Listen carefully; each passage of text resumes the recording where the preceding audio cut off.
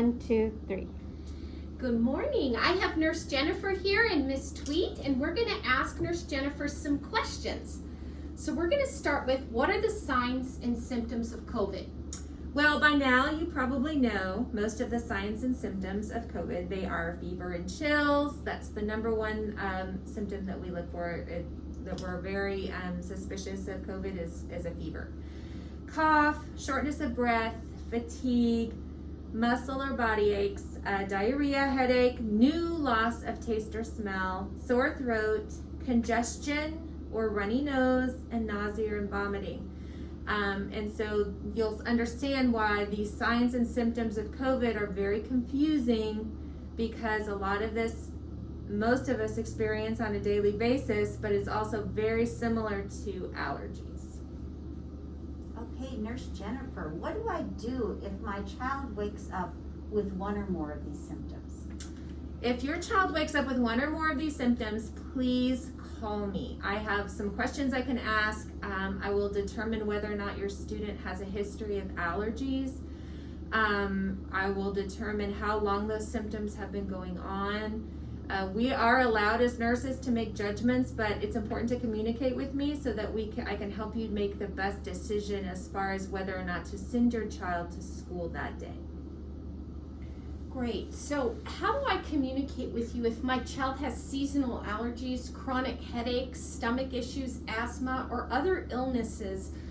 How do I communicate that to you, that it's aside from COVID?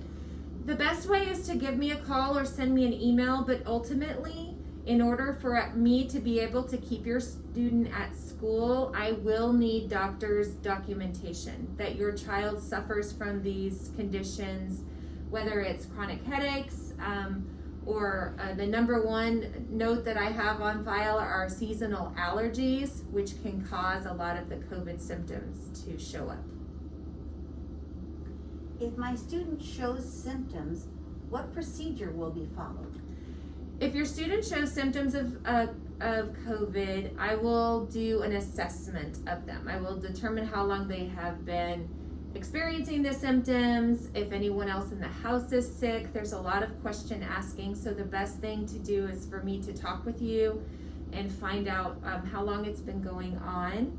And then depending on what those symptoms are, they may be able to stay in school and encourage water drinking and get something to eat, or I may need to call you to pick them up. Okay, so that now begs this question. So what if my child is sent home with a fever of 100 degrees or more, or any of those other COVID symptoms? What do I do? So if your student is sent home with especially a fever, they will not be able to return for at least 24 hours until after they have not had any fever or any other symptoms. They will be, we will ask you to take your student to see a doctor.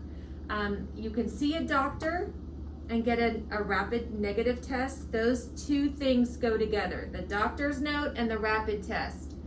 Or you can get a PCR test, and the PCR test stands alone. We have a facility that the district is, where the district is offering free PCR testing. You can contact me for that location. But we're going to ask you to make some sort of appointment. It's very busy right now because of the increase in cases, but they will not be able to return until we have the doctor's note with an alternative diagnosis accompanied by a rapid test. Maybe the rapid test doesn't have to be done. It can be a doctor's note saying that they're fine to come back to school, or a PCR test. The rapid test, sometimes the doctors throw in for good measure. I think you've answered this, but I'm going to ask it one more time. When can my student return after being sent home with symptoms? Well, I will reiterate, they can come back to school after they have been sent home with symptoms.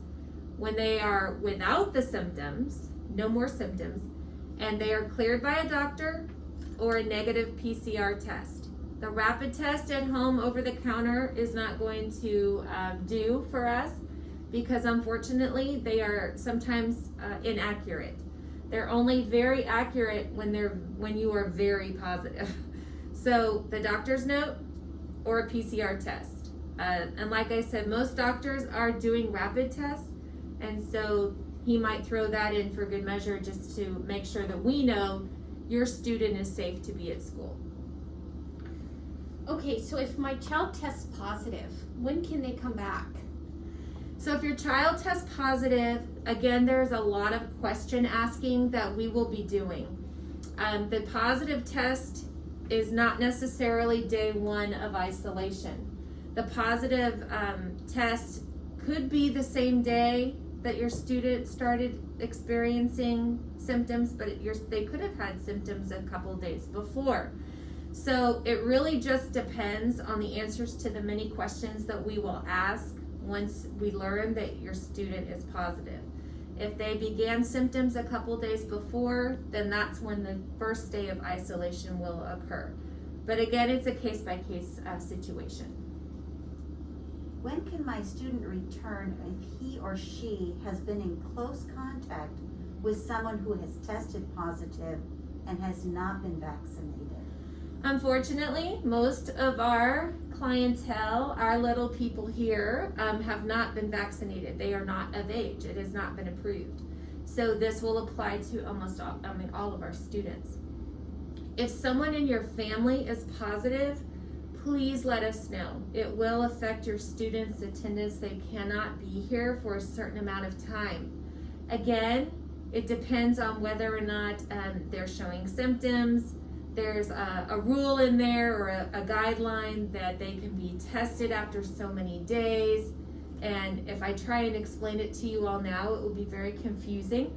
So I like to send an email saying this is your student's return date if they don't have any symptoms because of the positive case in your household.